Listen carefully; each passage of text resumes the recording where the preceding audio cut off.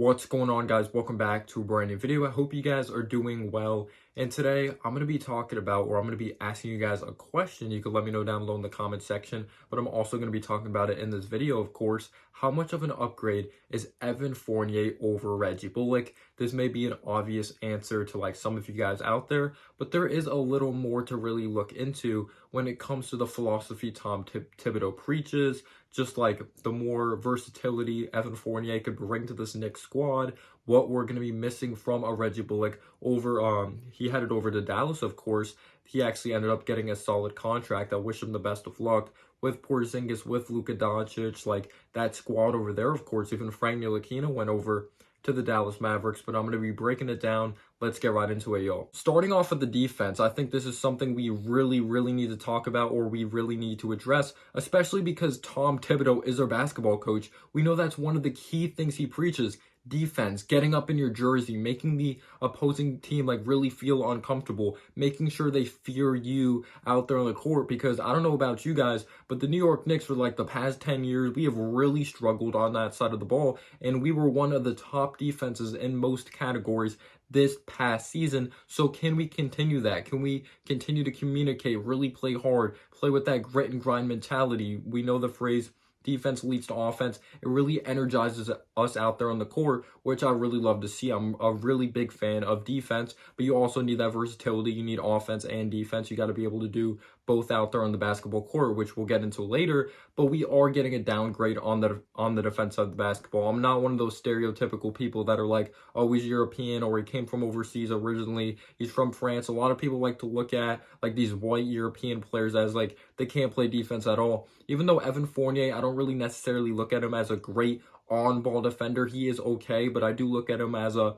solid like team defender. Reggie Bullock, I really did look at him as a much better defender. Like, get up in your jersey. He's more capable of keeping someone in check than an Evan Fournier. I definitely do think Evan Fournier is going to give up more buckets. But the thing that's so amazing about Tom Thibodeau, he schemes things up so well to really disguise some of the limitations on the defense side of the basketball, of helping the players out so their defensive weaknesses are really disguised. I saw Obi Toppin get better when the season went on, but I do think we're getting a downgrade on the defense side of the basketball, of stopping dribble penetration, shooting outside on the perimeter, because Reggie Bullock really is shown to be a good defender in this league. He is better on the offense side of the basketball, but we'll get into that. But yes, I do think we're getting a downgrade on defense, but I wish Reggie Bullock best of luck in a Mavericks uniform. So now something I'm pretty hype about, it's the offensive versatility. You look at Reggie Bullock, he really shot it well. The first half of the season was kind of iffy. He shot it much better in the second half of the season. Reggie Bullock, good catch and shoot guy. You get him the ball, like coming off the screens, it's beautiful. He has a quick trigger, like he can get it over defenses really quick. Like, it's really tough for the defense to react.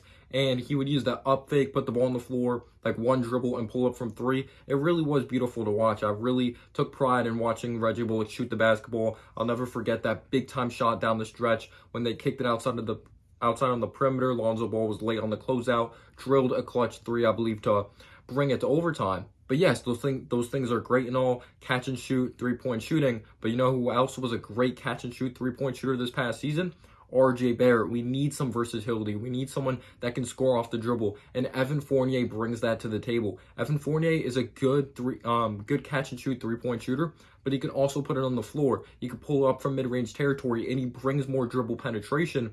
I'll never forget just yelling at Reggie Bullock, there's a wide open lane. I'm like, no wonder they're giving him a wide open lane, to really shake his confidence, because this isn't someone that he couldn't put the ball on the floor. He couldn't look to attack. If you closed out on him, it was game over. You stopped the shot from the outside, he wasn't dribble penetrating. While if you have a guy of Evan Fournier who's more versatile, it's going to take pressure off of RJ Barrett. When he dribble penetrates, he's going to be able to open up the offense even more. So I think that is just big time, having another shot creator. You can never have too many shot creators, especially if they look to find others, and Evan Fournier is solid in that department.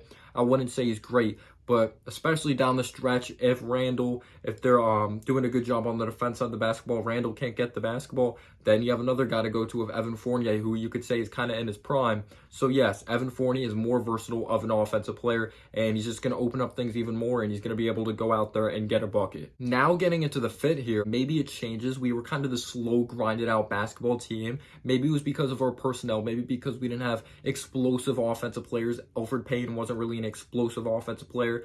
Neither was Reggie Bullock. Evan Fournier is better in that department of scoring the ball when you look at the stats side by side.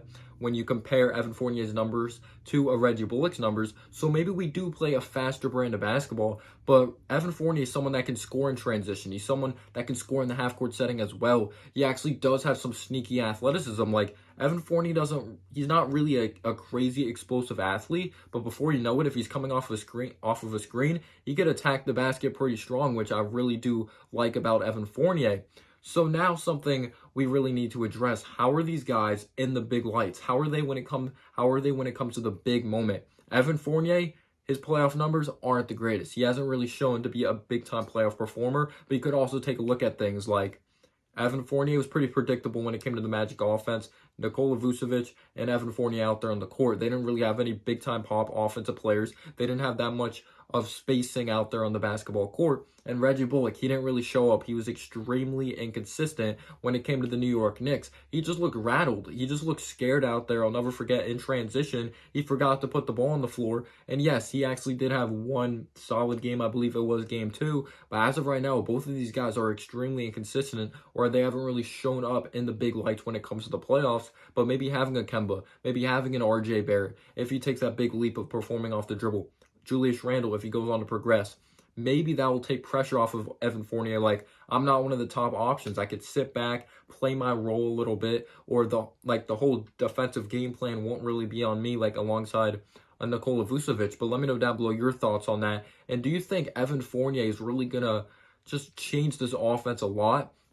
We'll see if he goes on to stay healthy. Some people are worried. Like, there was a kind of a couple nagging injuries in Evan Fournier's career, but you're getting someone that can put the ball on the floor more of a consistent shooter of the basketball, can attack. He's actually a solid distributor of the basketball that's going to set up things a little more. I do think we're getting a downgrade on the defense side of the basketball, but at the end of the day, in my opinion, yes, we added more talent, but you're figuring out how to win every year. You can get all the talent in the world, but if you don't have that chemistry, if you're not meshed together, it means nothing. We might get off to a shaky start due to some chemistry issues because, like I said, you're still learning to win every week or every day, because the Packers, they ended up losing to the Saints, and the Saints did not look good week 2. We know Aaron Rodgers is an absolute beast, but you still have to figure out how to win. You got to figure out how to play with that brand new offensive line when there's offensive line pieces going down. So yes, there's still chemistry that has to go on to happen. There's practice and all that, but we'll only know until it's actually out there on the NBA court with the bright lights on them at Madison Square Garden or wherever they're at. So yes, it may take some time to mesh. I do think Evan Fournier is going to take pressure off of RJ Barrett. We'll see what goes on to happen, but let me know down below your thoughts and analysis, and peace out, y'all.